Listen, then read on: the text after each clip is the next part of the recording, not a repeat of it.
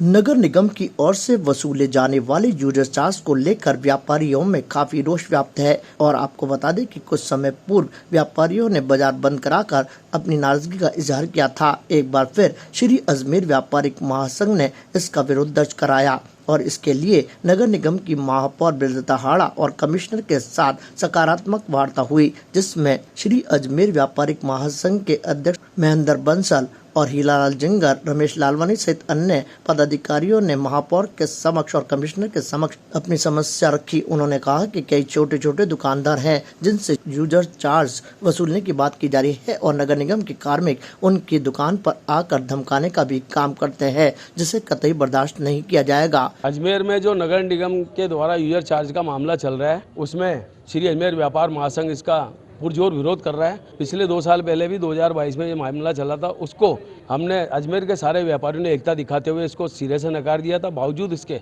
अभी 2024-25 से वापस निगम के कर्मचारी आते हैं और व्यापारियों को डरा धमका कर शटर डाउन कर दो, आपकी दुकान सीज कर देंगे, आपको अन्य मतलब हर तरह से परेशान किया जा रहा है व्यापारियों को। अभी भी कुछ देर पहले कमंडसपुरा में कोई नगर के आदमी गए और यूजर चार्जर की मांग कर रहे हैं। मेरे पास फोन है वहाँ के अध्यक्ष राजेश गोयल का, मैंने मना करा।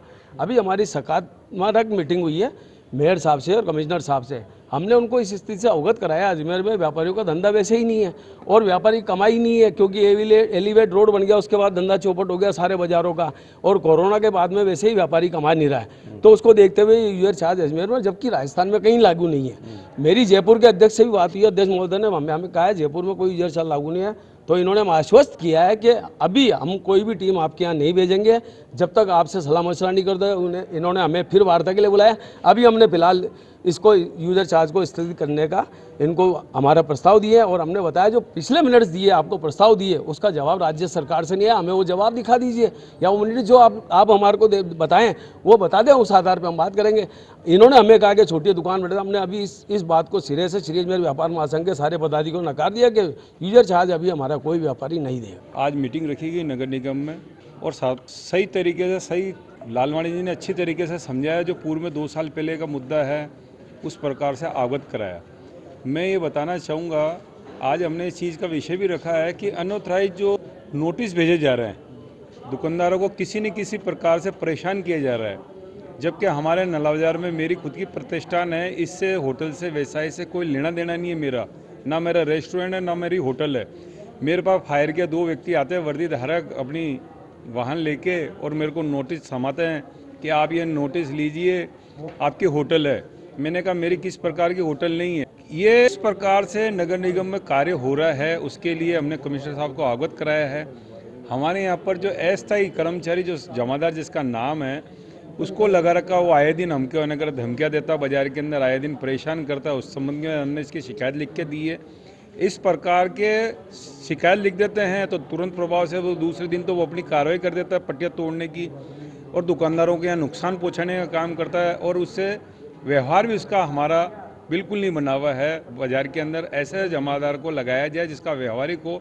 पूर्व में भी ऐसा जमादार हमारे पर संतुष्टपुर लगाया गया था, ऐसा जमादार हमारे को चाहिए। इस मामले में महापौर बृंदा हाड़ा ने कहा कि सोमवार को राज्य सरकार को इस मामले से अवगत कराया जाएगा और वहां से जो भी निर्णय होगा उसके बाद आगे की कार्रवाई की जाएगी। फिलहाल जो सकारात्मक वार्ता हुई उसके अनुसार यूजर चार्ज न लेने की बात सामने आई है, लेकिन देखने वाली बात यह है कि राज्य सरकार की ओर से क्या इस मामले में फैसला आता है जिससे कि व्यापारियों को भी राहत प्रदान हो सके। देखिए, व्यापारी ने आज यहाँ मीटिंग की, उन्होंने अपनी समस्या बताई और काफ़ी हद तक ठीक है। अब जैसे कह रहे हैं कि जैसे 250 रुपये का चल रहा है ना मेन, तो वो छोटी छोटी दुकानें हैं, वो छोटी सी चाय की लेके बैठा है तो वो इतने दिन में कमा नहीं पाता, तो 250 रुपये कहाँ से हुए।